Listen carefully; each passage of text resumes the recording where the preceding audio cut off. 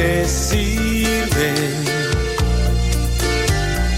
que muestran al mundo tu amor. Píldoras de Fe, un ministerio de la Iglesia Anglicana. A continuación, llevamos la ley impresa en el corazón, según nos dice el apóstol San Pablo en esta carta a los Romanos, en el capítulo 7, versículos del 14 al 25. Porque sabemos que la ley es espiritual, mas yo soy carnal, vendido al pecado. Porque lo que hago no lo entiendo, pues no hago lo que quiero, sino lo que aborrezco, eso hago. Y si lo que no quiero, esto hago, apruebo que la ley es buena. De manera que ya no soy yo quien hace aquello, sino el pecado que mora en mí.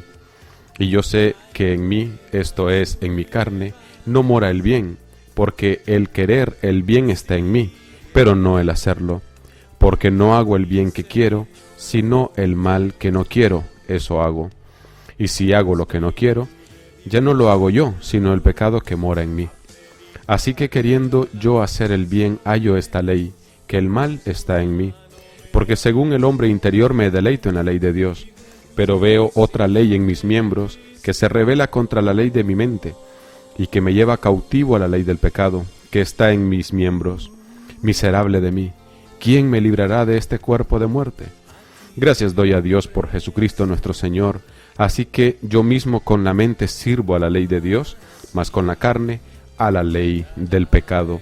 Hasta aquí la lectura de la palabra de Dios. Y si lo que quiero esto hago, apruebo que la ley es buena, dice el apóstol San Pablo en esta lectura de Romanos. Es decir, cuando mi corazón examina la ley y se goza en su justicia, en lo que en verdad sucede cuando se odia la transgresión, confiesa y reconoce que la ley es buena, de modo que no tuviera más que aquello que la experiencia nos muestra. Nos convencemos suficientemente de que no es preciso echarle ningún mal, y que sería saludable a los hombres si pudieran encontrarse con corazones rectos y limpios. No es necesario llegar a este consentimiento de los inicuos, como algunos escritores paganos lo han descrito cuando dicen: veo bien las cosas mejores y las apruebo, pero hago las peores.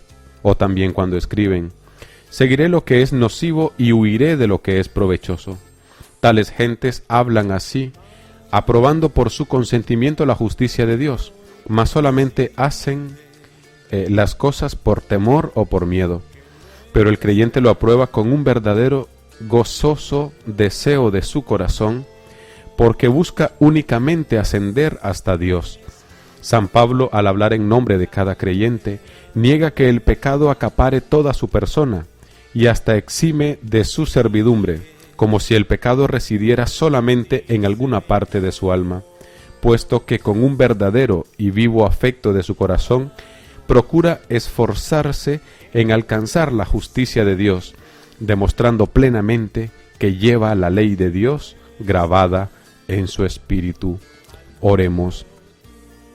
Creemos, Padre Celestial, en primer lugar, que tu Iglesia universal, el número de todos los elegidos, sean ángeles, sean hombres, y de los hombres que han muerto o que aún viven, sean del país que fueren, o pertenezcan a cualquier raza o a cualquier pueblo de los más dispersos, forman una sola iglesia o sociedad y un solo pueblo tuyo, del cual Cristo nuestro Señor es el capitán y el príncipe, y la cabeza de un solo cuerpo, puesto que han sido elegidos en él por tu bondad para ser santos e inmaculados, porque los elegiste en Cristo para darles vida, para darnos vida y vida eterna.